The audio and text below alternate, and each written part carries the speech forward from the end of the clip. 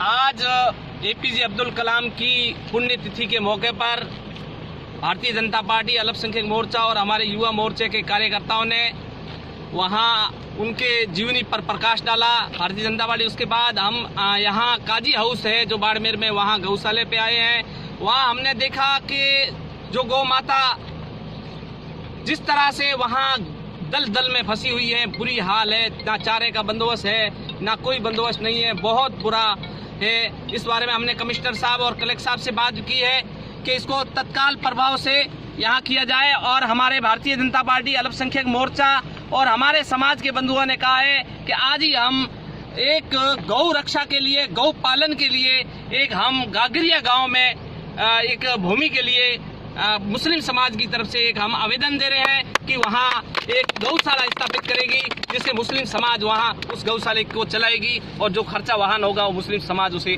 करेगी। धन्यवाद sir. Bharatiya Janata party अल्पसंख्यक मोर्चा, युवा मोर्चा और भारतीय जनता पार्टी जिला केंद्र ने आज एपीजे अब्दुल कलाम आज़ाद साहब की पुण्यतिथि पर श्रद्धांजलि देते हुए एक बहुत बड़ा नेक काम अल्पसंख्यक मोर्चे ने हाथ में जो लिया है वो बिल्कुल अभिवादन के लिए है, उनका अभिनंदन है।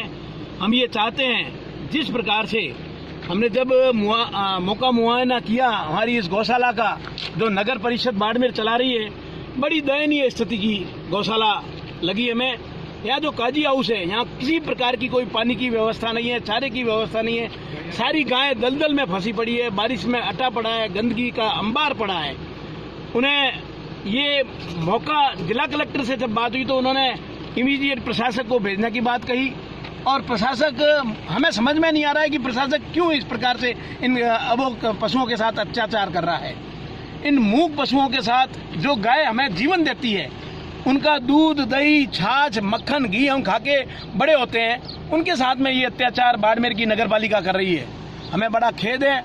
हमने जब यहाँ संभाला और अल्पसंख्यक मोर्चे और हमने सबने शामिल होकर जब यहाँ एक चारे की गाड़ी डलवाई तो हमें ये महसूस हुआ और अल्पसंख्यक मोर्चे को विशेष महसूस हुआ कि उनको गागरिया गांव में एक ऐसी गौशाला हम स्थापित करेंगे जो आजू बाजू के मूक पशु हैं, गरीब पशु हैं, जिनका कोई धनी दोरी नहीं है, उनका लालन पालन करके हम उन्हें बचाने का संकल्प लेते हैं। इन्हें साधुवाद है, इन्हें धन्यवाद है जो इस प्रकार की एक सेवा का कार्य कर रहे हैं। हम आशा करते हैं कि जिला कलेक्टर और जिला प्रशासन के माध्यम से जल्दी भूमि आवंटन होगा और गौशाला में हम जितना तन मन धन से हम सभी सहयोग करके उस गौशाला को निर्बाध गति से चलाने का प्रयास करेंगे। धन्यवाद।